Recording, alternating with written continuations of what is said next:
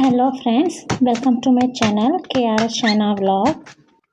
இன்றைக்கி பார்த்தீங்கன்னா நான் என்ன செய்து காட்ட போகிறேன்னு சொன்னால் தேங்காய் பால் சீனி புட்டு.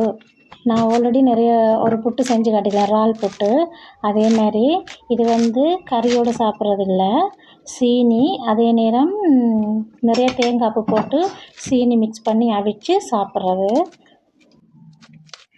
இந்த புட்டு செய்கிறதுக்கு நிறைய தேங்காய் பூ போடணும். தேங்காய் பூ போட்டு அவிக்கணும். அவிச்ச பிறகு திருப்பி இறக்கின பிறகும் தேங்காய் பூ கொஞ்சம் போடணும். அப்போ தான் அந்த தேங்காய் பூவில் உள்ள அந்த பால் புட்டில் சுகந்து அப்படி சுகரும் ஃபுல்லாக சுகந்து சாப்பிடவே ஒரு நல்ல டேஸ்டியாக இருக்கும்.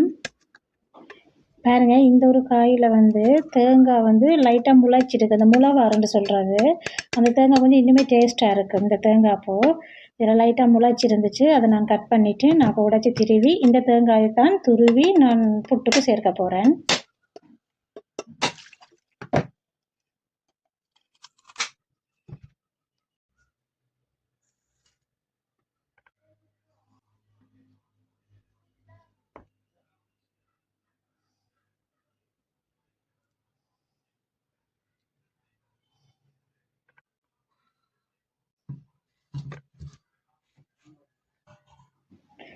தேங்காய் பூ புட்டுக்கு சேர்க்கும்போது நல்ல வெள்ளைப்பூவாக தேங்காய் பூ ஃபுல்லாக திருவிட்டு வெள்ளைப்பூ பக்கமாக இருக்கிறதா எடுத்து தான் புட்டுக்கு போடணும்.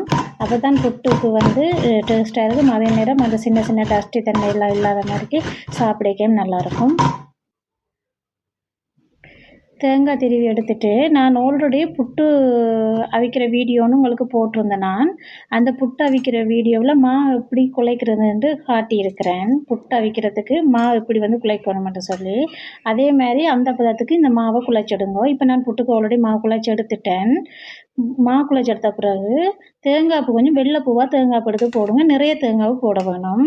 பாருங்கள், புட்டோட அளவு கொஞ்சம் குறைவாக இருந்தாலும் அதே அளவுக்கு தேங்காய் பூவும் போட வேணும்.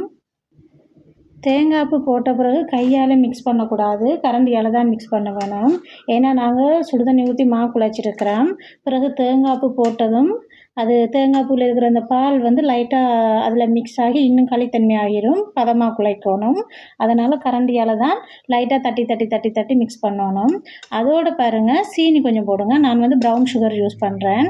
நான் நார்மலாக எல்லாத்துக்குமே வீட்டை ப்ரௌன் சுகர் தான் நாங்கள் பாவிக்கிறோம். நாங்கள் ப்ரௌன் சுகர், உங்கள்கிட்ட ஒயிட் சுகர் இருந்தாலும் யூஸ் பண்ணிக்கொள்ளலாம். சீனியை பார்த்தீங்கன்னா நல்லா அளவாக போட்டுக்கொள்ளுங்க. கொஞ்சம் குறைங்கன்னா தெவிட்டுற மாதிரி இருக்கும், சாப்பிடவே இயலாது. கொஞ்சம் குறைச்சி போட்டால் தான் அந்த தேங்காய் பால் டேஸ்ட்டுக்கும் சீனியும் மிக்ஸ் பண்ணி நல்லா டேஸ்டியாக வரும். நான் இப்போ புட்டு அவிக்கிற பானையில் தண்ணி வச்சு